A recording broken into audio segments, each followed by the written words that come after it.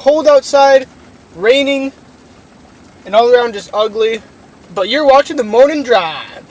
This is a daily car show where we go over the latest in the car news. So if you haven't subscribed yet, go ahead and do so right now. Let's get into the news. First, what I want to talk about hits a little close to home, eh? It's called Book by Cadillac. And if you haven't heard about it, it is a vehicle subscription service that Cadillac runs that kind of promotes people getting into all of their cars rather than, being contracted to one car for 2 years. They offer you getting into 18 cars a year. You can have whatever car you want for whatever period of time you want. I think there's some restraints on the V series though, but it's a very cool subscription service. The only downside is it's $1,500 a month. That's pretty steep. But think about what you're getting. You can have an Escalade if you want to go on a road trip, and then the next week you can have a CTSV to go like ripping through some back roads or something. And they're only piloting it in New York City, if you don't already know that. 24/7 Wall Street. And they labeled the Book by Cadillac program a major flop. Quote unquote major flop.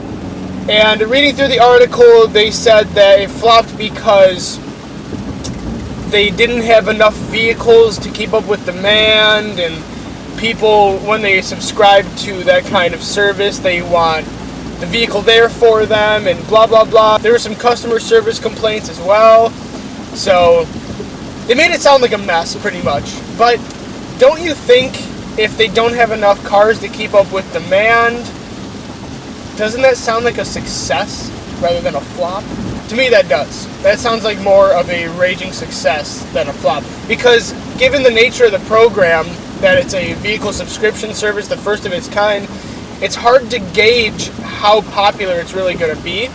So, that being the case, if they're running out of cars and they have too many subscriptions, isn't that successful? I mean, Black Friday, if they run out of TVs, is that a flop because they don't have any more TVs?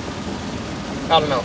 Granted, the whole customer service thing, there are definitely some spotty cases of customer service, and I do understand that being an issue. Like, they're kind of not really answering people's questions, which kind of sucks. I think it went pretty well, and I think that everyone that got the car probably thinks so too. And also, there are some issues with getting exactly how long people have been waitlisted for, because now there's a wait list. There's been an issue of people finding out like how long the wait list is, and that's another customer service issue. But that alone is not enough to say that it's a flop. What do you think of the whole Book by Cadillac program? Do you think that'll be the future of car buying subscription stuff? Let me know in the comments below. If you enjoyed the episode today, go ahead and leave a like. I always appreciate that. And if you haven't already done so, go ahead and subscribe to the channel. We have daily car content, new stuff coming out every single day. And on top of that, we are also starting the whole POV process. Again, if you haven't done so, go ahead and subscribe. We love all of our subscribers. And we'll see you guys on tomorrow's episode.